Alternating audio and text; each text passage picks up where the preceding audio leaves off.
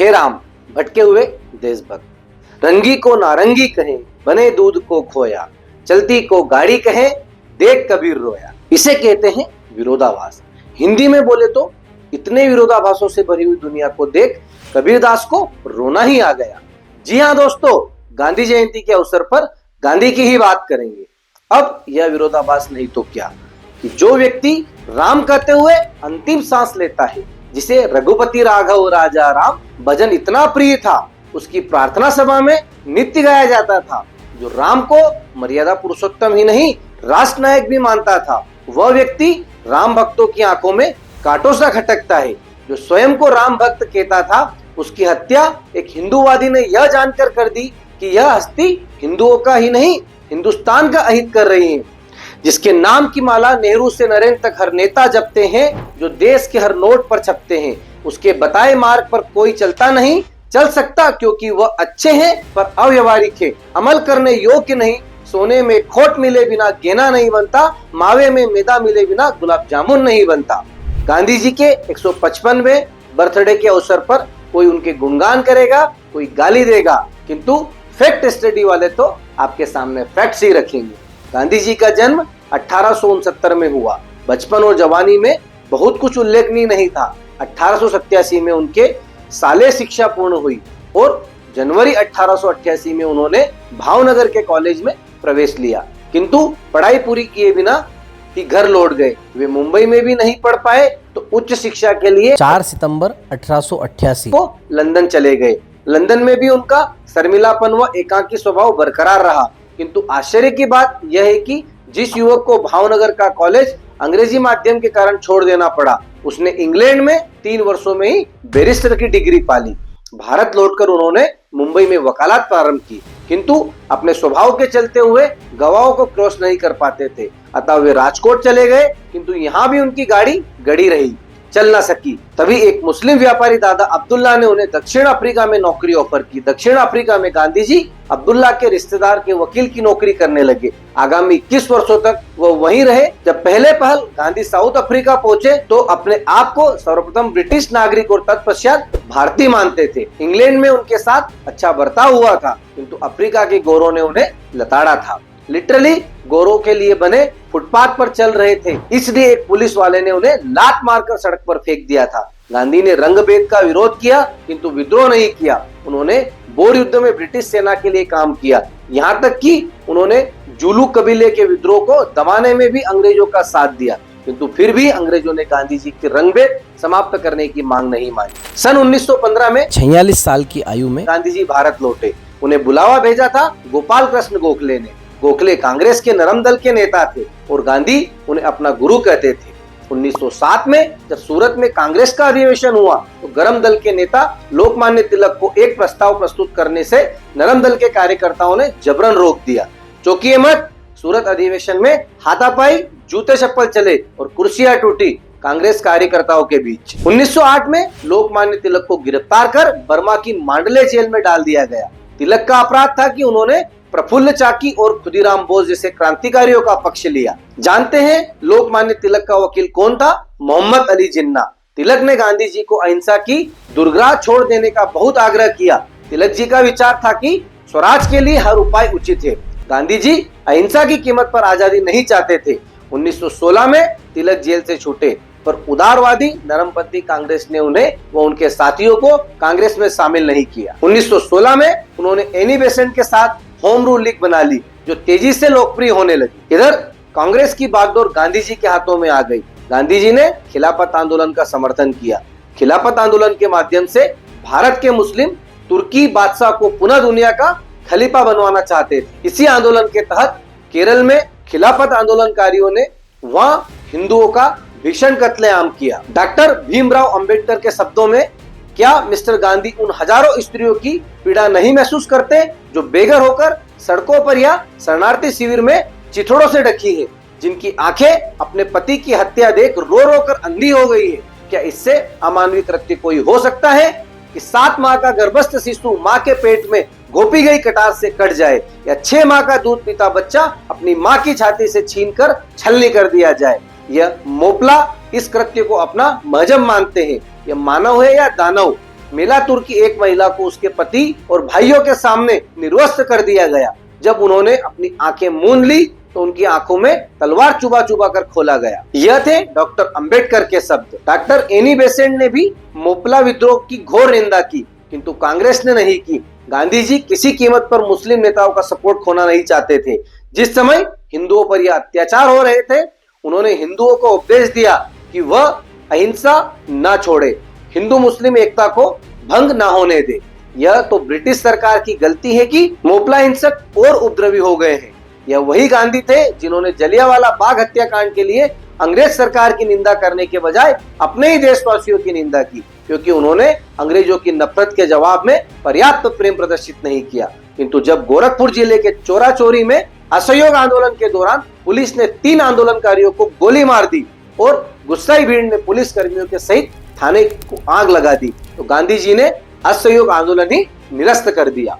गांधी जी ने 5 दिन का उपवास किया, जबकि जलियांवाला कांड या मोपला हत्याकांड के बाद गांधी जी ने ऐसा कुछ नहीं किया। लेकिन एक बालक अमृतसर के जलियांवाला बाग की खून से सनी मिट्टी सहेज कर ले गया।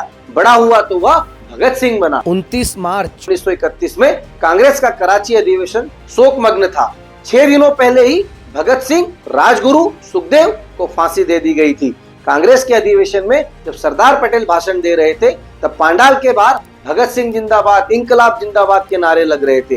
गांधी ने फिर कहा, मैं अपने देश के तरुणों को यह चेतावनी देता हूं कि भगत सिंह के पद का अनुसरण न करें। हालांकि मैं उनकी बहादुरी की तारीफ करता हूं, किंतु उनके कर्मों का समर्थन नहीं। यह थे गांधी जी के शब्द। युवक ने गांधी हाय और महात्मा गांधी वापस जाओ के नारे लगाए। देश सोच रहा था कि गांधी जी क्रांतिकारियों की फांसी रुकवा सकते थे। यह सब जानकर आपको गांधी जी पर गुस्सा आ रहा होगा, पर मुझे तो अपने ग्रेट ग्रैंडफादर पर, आपके परदादा पर, आखिर 30 करोड़ के देश में 20 भगत या 40 चंद्रशेखर क्यों पैदा नहीं हुए?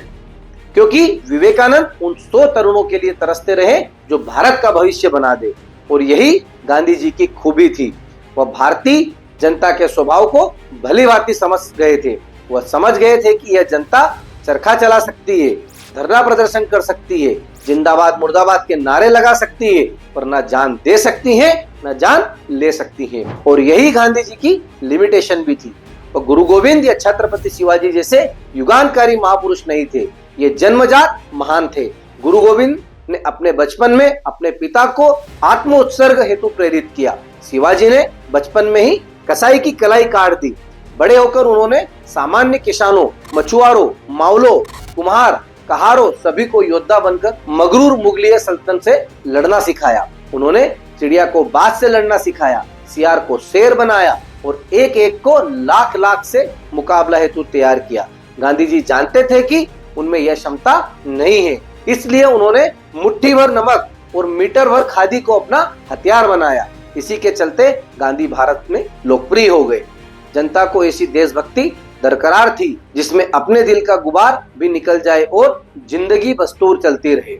सांप मरे ना मरे, लाठी तो ना टूटे। महात्मा की उपाधि उन्हें 1914 में ही दरबन साउथ अफ्रीका में मिल गई थी। भारत में लोग उन्हें बापू कहने लग गए। स्वतंत्रता के पूर्व ही उन्हें राष्ट्रपिता की उपाधि दी गई। उसी तरह जैसे पाकिस्तान में मोहम्मद अली जिन्ना को बाबा ए कौम या राष्ट्रपिता कहा गया, वहीं जिन्ना जो लोकमान्य तिलक के शिष्य थे, गांधी जी की तुष्टीकरण की नीतियों ने जिन्ना को सेक्युलर राष्ट्रवादी से बदलकर मुस्लिम लीग का प्रमुख नेता बना दिया और मुस्लिम लीग भारतीय राजनीति के हाशिए से निकलकर बड़ी ताकत बन गई। पाकिस्तान की मांग करते हुए जिन्ना ने पाकिस्तान के समर्थन हेतु डायरेक्ट एक्शन डे 16 अगस्त 1946 को मनाया। तत्कालीन बंगाल के मुख्यमंत्री हुसैन सहित सुर्रावर्दी ने डायरेक्ट एक्शन डे की छुट्टी घोषित कर दी पुलिस बलों को, किंतु मुस्लिम लीग के समर्थन ने हिंदू पर ही डायरेक्ट एक्शन कर दिया। कोलकाता में हजारों हिंदुओं का कत्लेआम हुआ। पुलिस तो छुट्टी पर थी, प्रतिक्रिया में हिंदू ने भी मुसलमानों पर आक्रमण किया। इतनी हिंसा के बाद भी गांधी जी ने कहा, पाकिस्तान मेरी लाश पर बनेगा। आगे का इतिहास तो आप जानते ही होंगे। इतनी हिंसा हुई कि भारत के प्रधानमंत्री जवाहरलाल नेहरू के हाथ पांव फूल गए।